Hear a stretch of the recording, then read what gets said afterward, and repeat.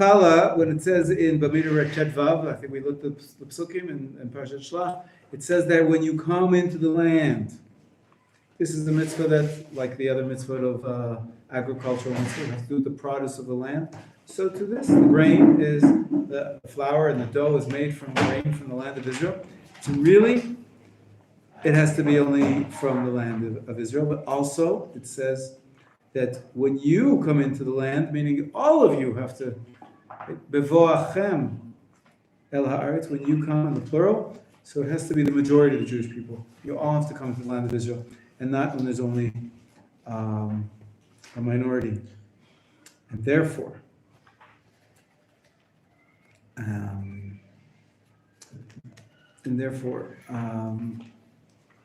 technically the mitzvah of challah only applies in the land of Israel. But the difference is that, of course, Truma and Meiser, the definition is where did you, when you finish the processing of the fruits and vegetables, from a Jew does that in the land of Israel. And once it's processed in the land of Israel, even if you take that fruit outside, that fruit is still required to have tithes taken out from it. However, is that something about our class? Is that no, it's very good. It's not relevant right now. Correct. Okay. Yeah, Reuven's with us live. Hi, Reuven, in Los Angeles. I'm glad to have you with us. Although I don't see you as a participant, but if you say you're on, you're on. However, the definition, what's the definition of the end of the processing of dough? Of the, it's kneading the dough, adding the water to the flour. And therefore, it's interesting that making dough can be done even in Chutz La'aretz. So if you take the wheat, take the flour from the land of Israel, and you take it to Chutz La'aretz, and there you turn it into dough,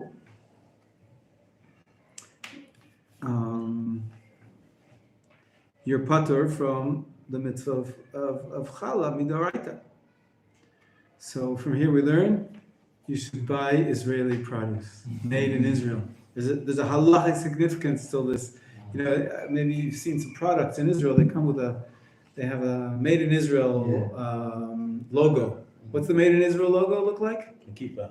It's actually a kova temple, which is the type of sort of hat which the early Zionists would wear. This is just like like a dome type of thing.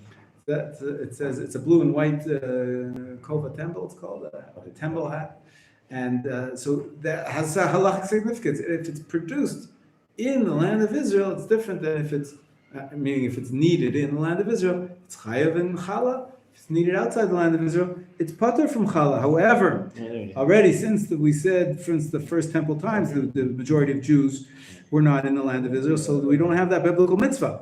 But the rabbis in the second temple instituted that we still should keep this mitzvah of challah as a rabbinic mitzvah. And during the second temple time, you have to take off Truma Meiser and challah, and it's a rabbinic mitzvah.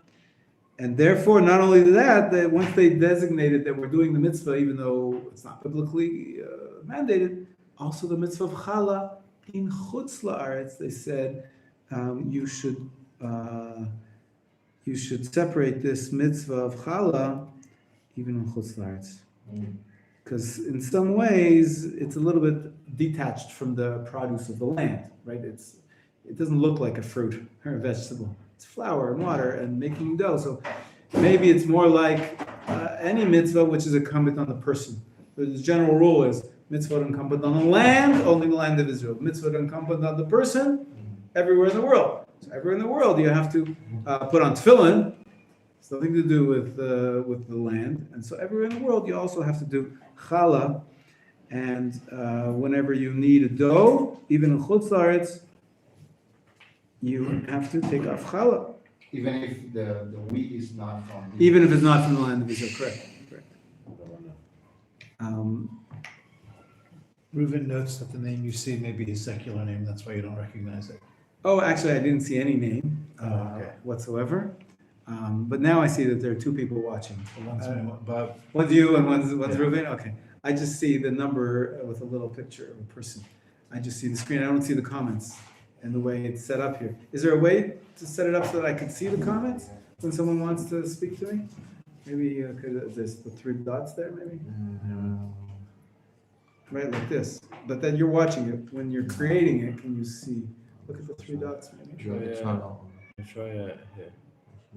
Ah, there you go. Live chat. Put on live chat. There we go. So then I'll be able to see. Okay. terrific. Write something. All right. Now I'll be able to see your comments. So if we do that each time, then people will write in. It'll be perfect. Thank you. Okay. Any comment to the smiley face? Yeah, that's kind of what I commented.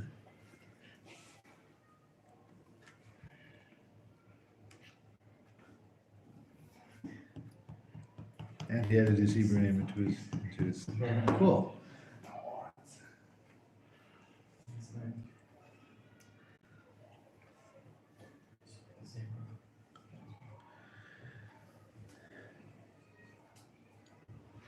There was a custom in Chutz La'aretz at some point that they would take off two separations of challah.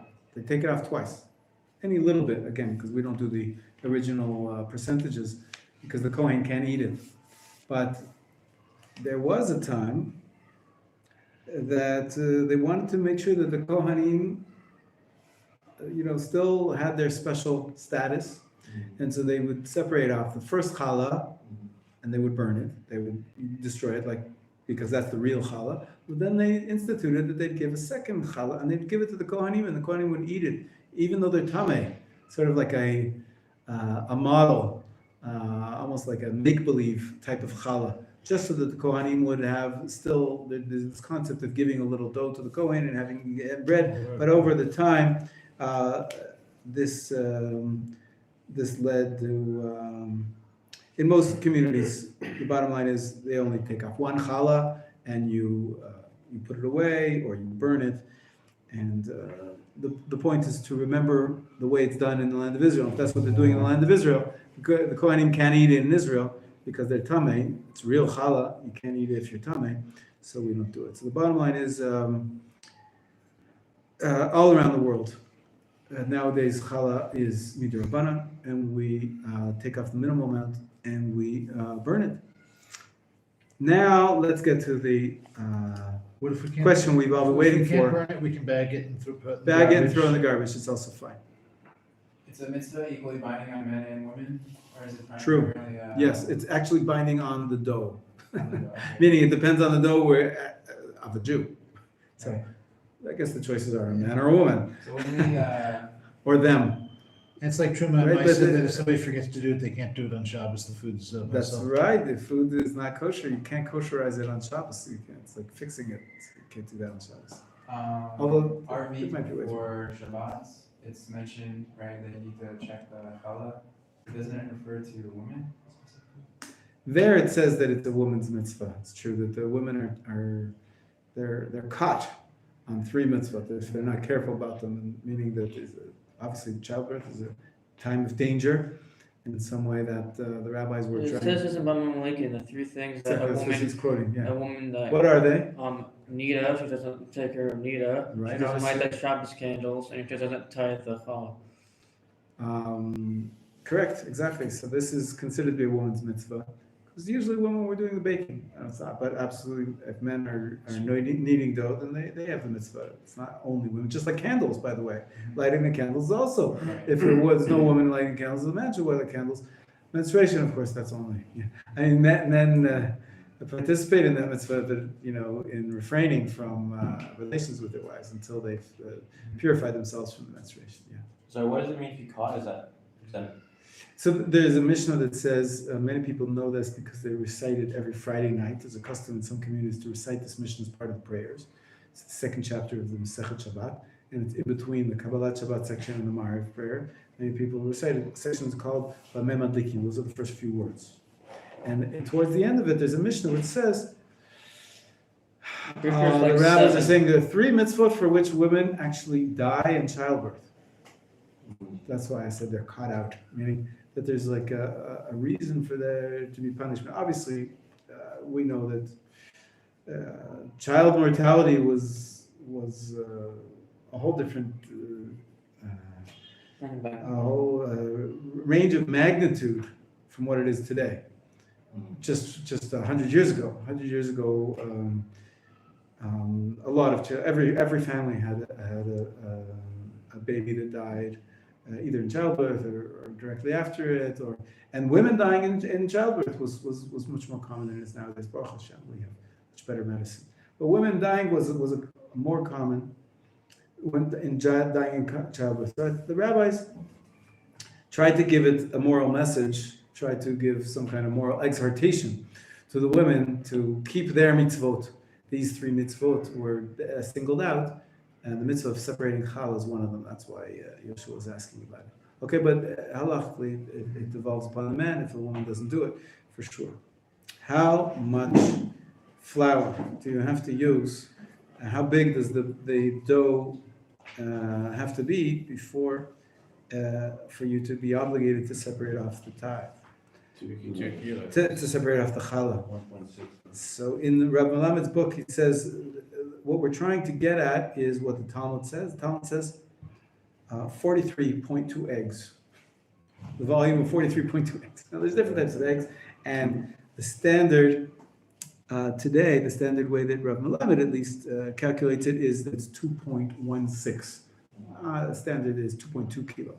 2.2 kilos of flour is quite a lot, and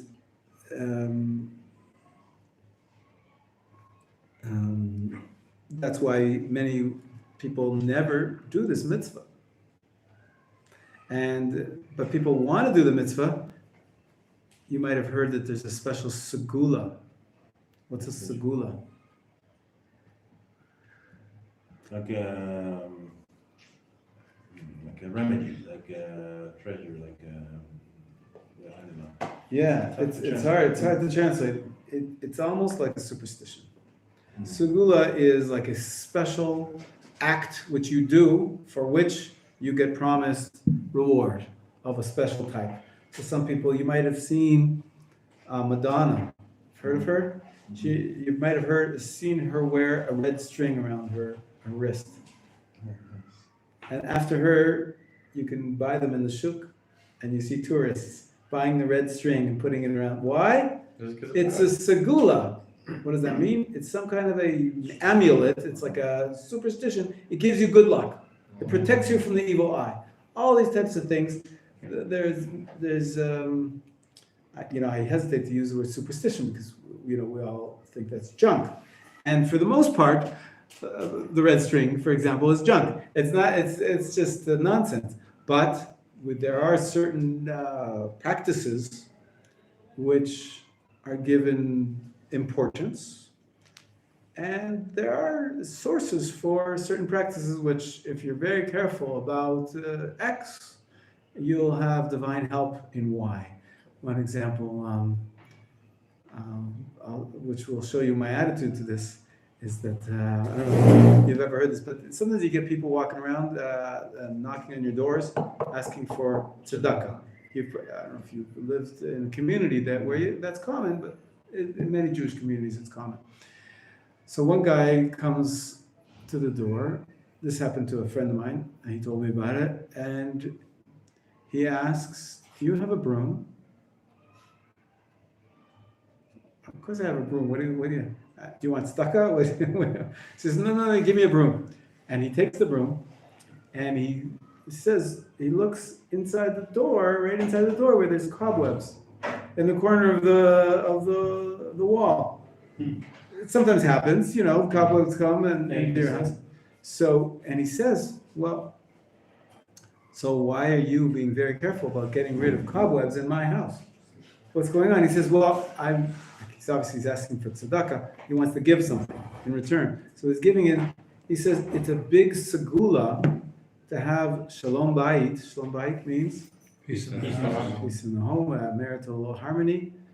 to not have any cobwebs in the house. So I'm helping you. I'm taking off the cobwebs of your house. And then you're supposed to give me a nice donation. Your wife will be happy. Exactly. There you go. That's a good.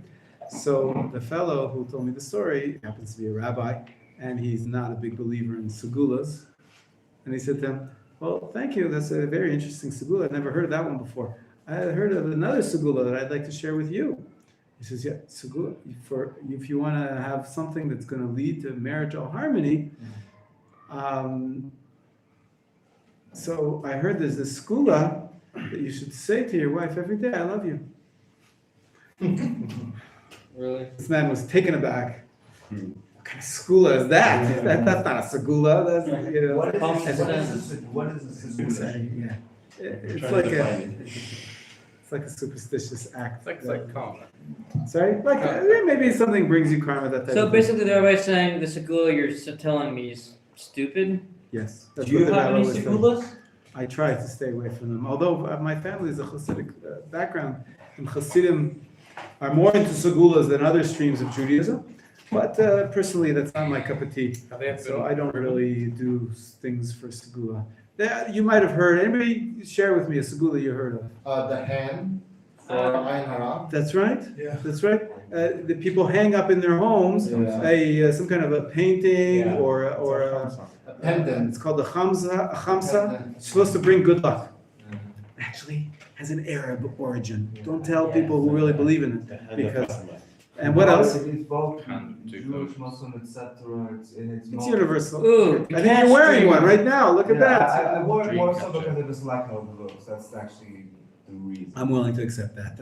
That's fine. the catch dreamer, Dream catcher. the dream catcher. That's what. What's That's that? not What's Jewish, the segula? What's- Yeah, It's not talking exactly a about anything, segula, but right? it's a superstition that That if you have a bad dream, it'll catch your dream and make it good. What is it? What is it? What's it's a thing. It's like basically children hang in their It's rooms. Native It's kind of like Native a American. spider web, kind of like circle kind of thing. a spiderweb circle. type of And thing. it's supposed to like catch bad dreams and I make see. people go away Okay. Yeah. I didn't hear about that one. from the Sandman or whatever. You heard the one if you sit on the edge of the corner of a table, you won't get married for 10 years? You heard that one? So people like singles, they're all avoiding the corner of the table. What? What else? It's because you I can't. need to like respect preface women. this. Is this like is a segula kind of like, it's like a superstition, right? Yeah. It's like, there's Yeah. a whole bunch of like with Russians and food that I know of, like, Okay. it's like, Yeah. maybe I'm not pretty easy enough, but it's like, if you drop a fork unintentionally, Yeah. a pretty woman will show up at your door. What the Yeah. heck? But if you drop a knife, a woman with milk will show up at your door. Another one is don't whistle in the house. Don't whistle in the Yeah, house. inside the Rabbi house. Weinberg. It's like, Right. it's like bad luck. Right. Like, you'll I bet the It's biggest just a one, good- it's just the a biggest good one right? is if you use a broken mirror, you have bad luck for 7 years. That's right, broken mirror. What? Those are more superstitions in the general world. I was looking for ones that Jewish. Okay, I And got one. it might have Shira a. Shiri. At the end of Havdalah, when you dip your. That's right. Oh, That's yeah. right. My father used to do that. Tip I your do tips that. of your fingertips into the water, the wine, which you put out the Havdalah candle in, and then it's supposed to. If you put it over here, it's supposed to give you good wisdom. Put it in your pockets.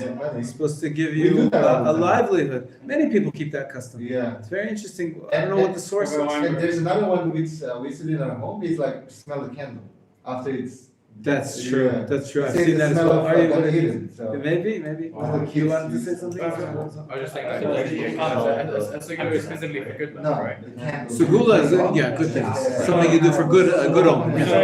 You're saying Shira for singles. It's not that, it's like. That's Well, right. if you say something good about someone, that you'll set the eye and horror on them, they'll then kill them or do something bad. That's a similar concept. I don't want to talk about that now, but there is a segula if you looking for your mate.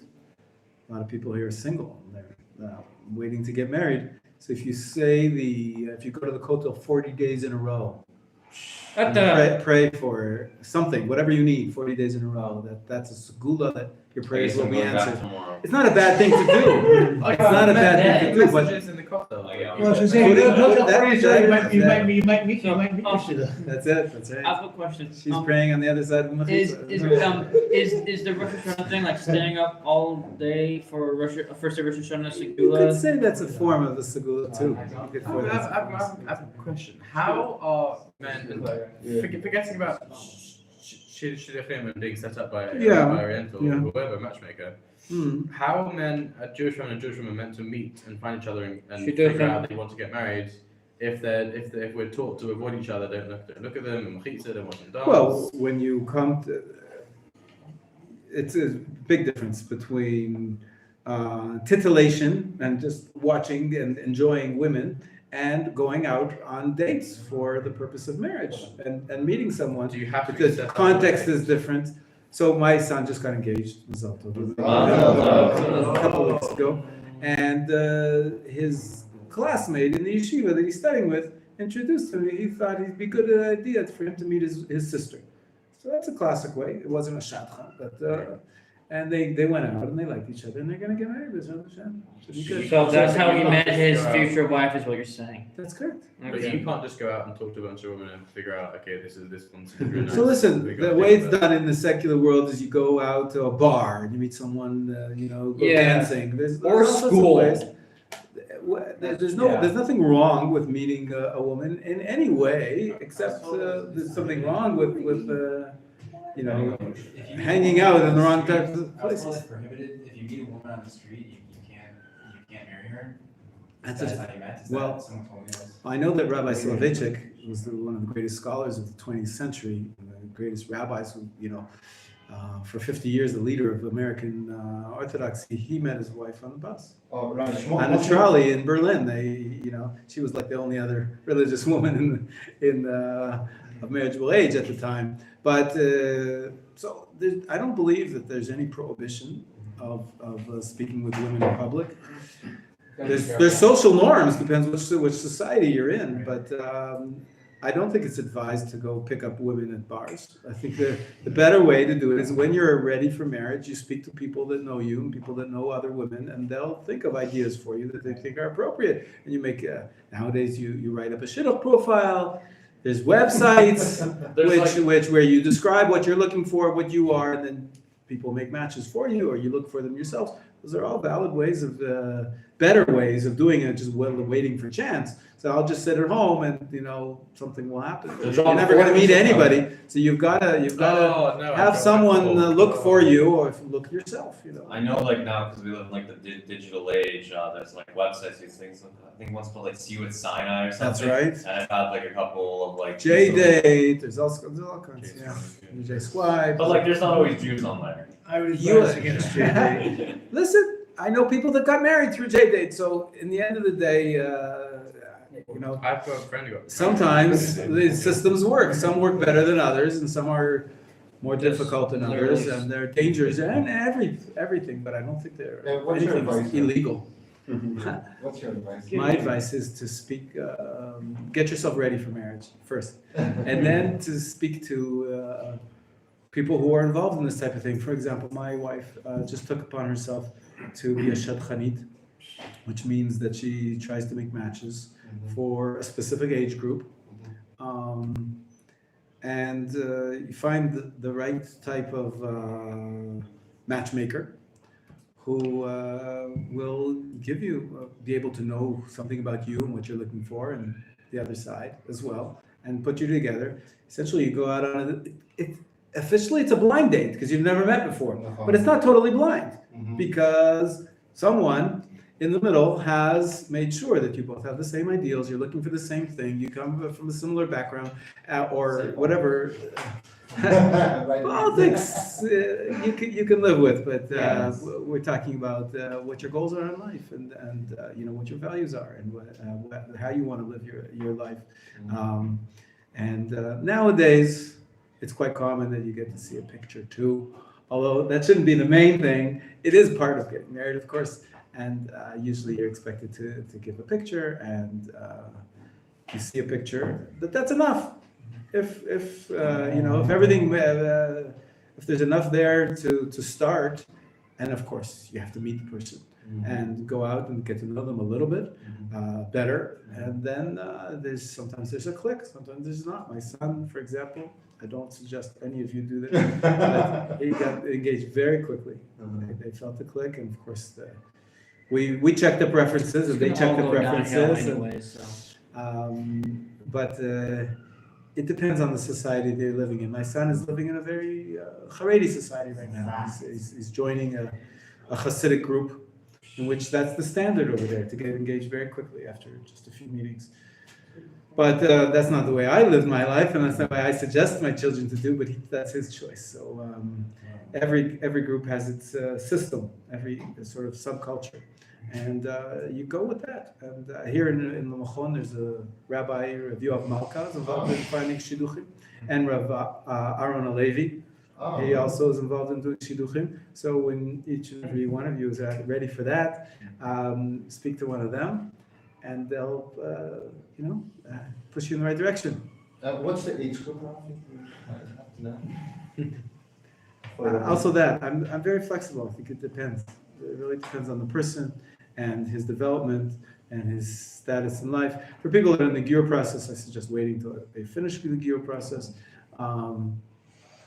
People who are Bali Tshuva, I also suggest you wait until you're, Shomer Shabbos for a good while before you start looking for your match. I mean, you can always find someone that's at the equivalent level of you, but you need to be stable in your path that you're choosing. So once your path is stable and you are stable and you have a direction, so then I don't think it has to do with age particularly. It has to do with more, your development stage. That's my answer. We digress. Going back to the mitzvah, challah, mitzvah. Well, we were talking about women. I guess that's how we got onto the topic. And usually it is if men and women are doing the kneading of the bread together, now there's a date idea, the woman gets precedence to do it before the man, because it is defined somewhat just like lighting candles for Shabbat candles. The woman is in charge of the house, household things, so she gets to do the mitzvah over. If the man wants to, if they fight about it, the woman wins. But usually you should reach some kind of a understanding. You make a bracha. The bracha, there's two versions actually. Baruch atah Hashem Elokeinu melech haolam asher kiddeshanu b'mitzvotav v'tzivanu lehafrish challah. Some people say lehafrish challah truma. That's the Oriental version. And some people say lehafrish challah min ha'isa. Jews from North Africa, which means to separate challah from the dough. So challah truma is what we said. Essentially, the Torah calls challah a version of truma.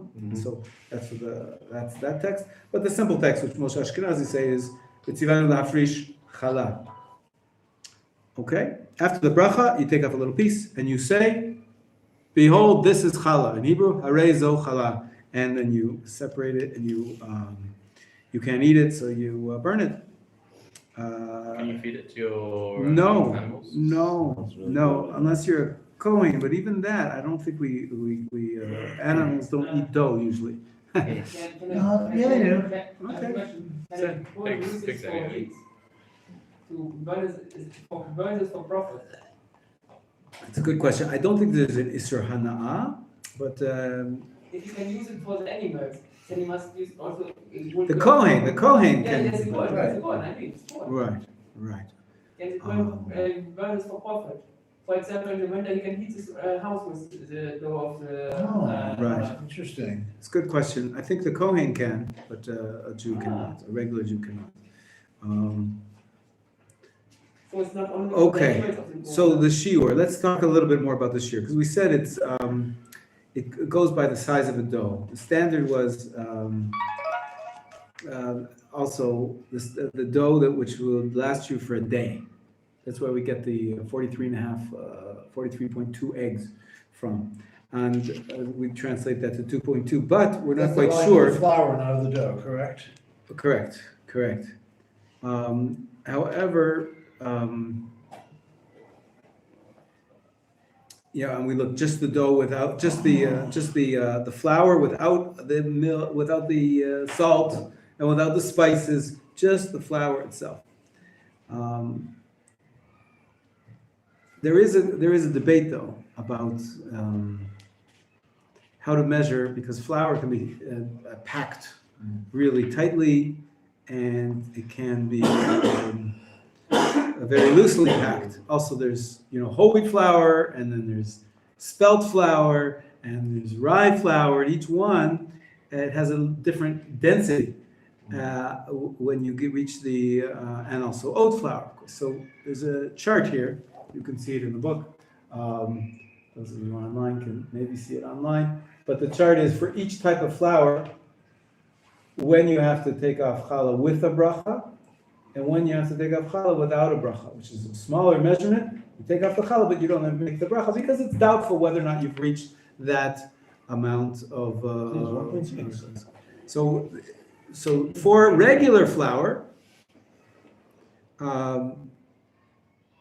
it sounds like here, if it's tightly packed, Or maybe because it's dry. if it's very dry, then it's packed more tightly, and you should separate challah from 1.6 kilos of flour. Is it With a bracha, only 2.2 kilos of flour, but that's because it could be tightly packed. It could be already the amount of measurement, which was equivalent to the 43 1/5 of an egg. Is it better? Yeah. Say you want challah for Shabbat, as you do. Is it better to buy challah from buy bread from a bakery that has had challah taken off of it because it exceeds these numbers, or is it better to bake it at home but you don't exceed the numbers, so you don't have to take challah? Are they equally spiritual? What's better? Thank you for reminding me, because this was why I went off on the tangent about the superstitions. There is this idea that doing this mitzvah is very meritorious. It's a very powerful mitzvah, and you're promised reward for this mitzvah even in this world. And that's why you have people that will say, "Wait, if I bake every week challah in my house, I use 1 cup of flour, 2 cups of flour. It's not 1.6 kilos, for sure not 2.2 kilos of flour. But I want to do the mitzvah, because this mitzvah of separating challah, it's going to be very powerful spiritually, and maybe I want to dedicate this mitzvah for someone who's sick, or someone who's looking for a shidduch, or there's such a concept that people have, not really good sources for it, but there is such a concept to do the mitzvah of separating challah in honor of some prayer, to assist in praying for X, Y, or Z. And that's you have to use. So if you want to do that, you have to use a lot of flour. You bake double the amount or triple the amount of what you normally would, just to make the amount of challah you need for yourself. So many women do that. Some women do it every Friday. They bake lots and lots and lots of challah. Why? Because they want to make a very big dough so that they can do the mitzvah of separating challah. Because the rabbis associated a lot of reward with this mitzvah of separating challah. I guess they just freeze it and use it throughout the week. And then you can freeze it and use it, or they bake it and they give it away. They give it to poor people, which is a beautiful mitzvah. So one mitzvah leads to the next, and that's right. That's right. So that's a nice thing. That's why I mentioned this idea of segulas. This one is a very ancient segula. With the separating challah, the mitzvah of separating challah is meritorious. So you'll have people gathering together to perform this mitzvah, because you can't eat so much challah of one person. But you have a group, and then they get together a group. Many times you have a teacher come, and the teacher teaches Torah and tells you how, some good, gives you inspiration. And they call the event a singles event for all the singles to come. Many times they do that, but many times they call it a hafrashat challah. Hafrasha, the word hafrasha, you should know, means to separate off in Hebrew. So separating challah, hafrashat challah event, and usually it involves a shiur, an inspirational talk, and then kneading a common dough. Everybody and then they do the mitzvah together, and then they bake the bread. Everybody gets to take home a little bit. It's like a workshop. It's a challah, separating challah workshop, and this has become very For both popular men in the and last few women? years. Usually it's women, but Yeah, it it's could be women. men. Yeah, usually it's women, but it I could be heard of that before, but not with men. not with Only men. women. Yeah. And sometimes the community would even let non-Jews come in. Okay, listen. Is it valid then? That's already a political question of what's good for the community, what's bad for the community. But the mitzvah itself is for Jews. Yeah. Malcolm. If someone has 4.4 kilo, can he separate 2 times or must he? Good. So that we're going to have to talk about next week. There's more details about the dough itself and how to combine. Let's say you have 2 small doughs of 1 kilo each or 1.1 kilo each, but you want to do the mitzvah of challah. How do you combine the 2 smaller doughs to put them together? And you're saying, can you separate the one dough and have 2 separate mitzvot because you want to share it, and more people want to make the bracha and so forth. So we have to talk about the details of that. That's what we're going to finish Bezrat Hashem on Sunday, because tomorrow we're going to talk about tefillah again. It's already Tuesday. It's how time flies. But so those are the last details that we have to do about the mitzvah of challah. About now that we've talked about the measurement, I told you if you want more details, there's like footnotes, the longest footnotes in the entire book is about how to measure exactly how much flour is required for you to do this mitzvah. But the rule of thumb is 1.6. Do it without a bracha. 2.2 kilos with a bracha. And there might be some variation, maybe even a little less if you're using one of the other flours, the oat flour, the rye flour, or the. Do you have to? That's the general rule. The 1.6, the 1.6 or the 2.2. In both situations, do you have to announce that it's challah once you've taken it away? What you do is you separate off a small amount and you declare this is challah. That's the mitzvah. And so. And you make a bracha first. And if it's 2.2, you have to say the bracha first. But in both scenarios, you have to say this is challah. Correct. Exactly. That is very simple. We have to stop here. There's another class coming. So we will see you tomorrow. Bezrat Hashem. Class, same time, but the class will be about tefillah. Will we have media now? For tomorrow.